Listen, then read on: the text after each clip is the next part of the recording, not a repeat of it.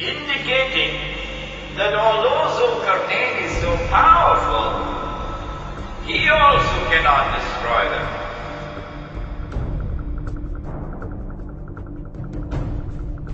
All he can do is to build a barrier.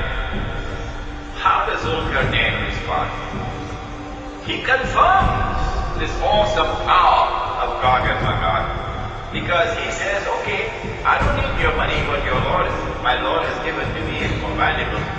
Help me with manpower. Bring me Zubarul Hadid, flocks of iron.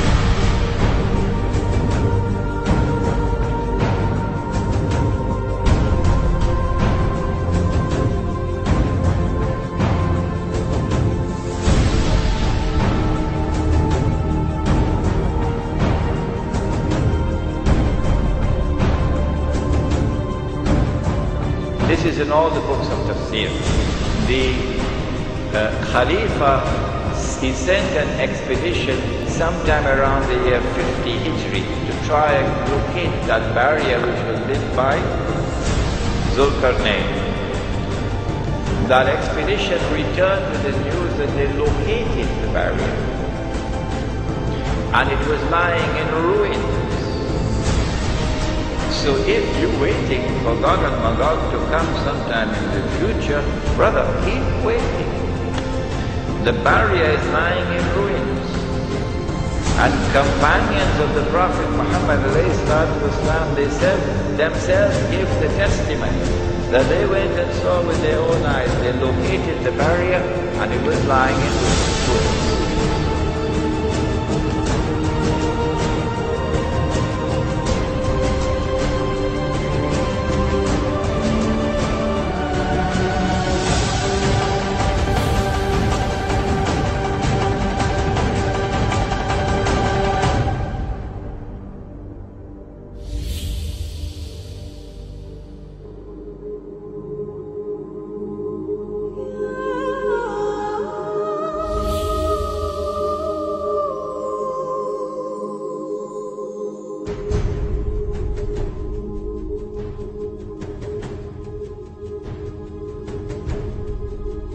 Where was it located? In a pass between the Caucasus Mountains. So when you hear the term white Caucasian male, there's something behind that to look into. White Caucasian male.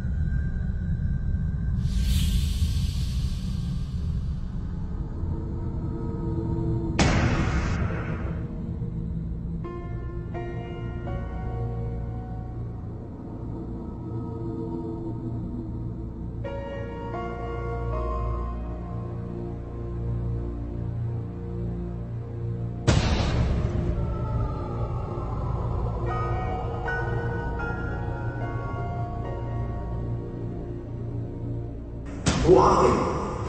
The Khazar tribes, Khazar. And they are the people who converted and became Jews. One, are white people, European people, who don't even have one drop of Semitic blood in their veins.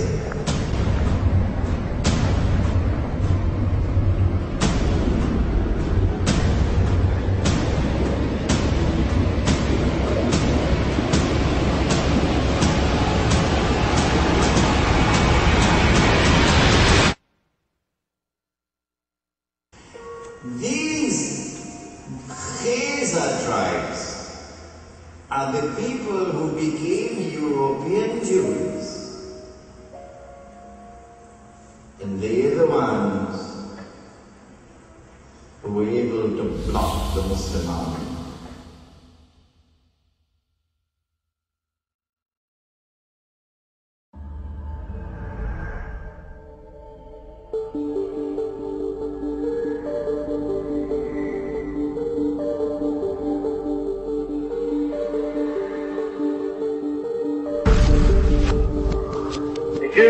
I call them Jews to you because they're known as Jews. I don't call them Jews. I refer to them as so-called Jews because I know what they are. If Jesus was a Jew, there isn't a Jew in the world today. And if those people are Jews, certainly our Lord and Savior was not one of them. And I can prove that. Now what happened? The Eastern European Jews, who form 92% of the world population of those people who call themselves Jews, were originally Khazars. They were a warlike tribe that lived deep in the heart of Asia. And they were so warlike that even the Asiatics drove them out of Asia into Eastern Europe. And to reduce this, so you don't get too confused about the history of Eastern Europe, they set up this big Khazar kingdom. 800,000 square miles. Only there was no Russia, there were no other countries, and the Khazar kingdom was the biggest country in all Europe. So big and so powerful that when the other monarchs wanted to go to war, the Khazars would loan them 40,000 soldiers. That's how big and powerful they were. Now, they were phallic worshippers, which is filthy. I don't want to go into the details of that now. It was their religion, the way it was the religion of many other pagans or barbarians elsewhere in the world.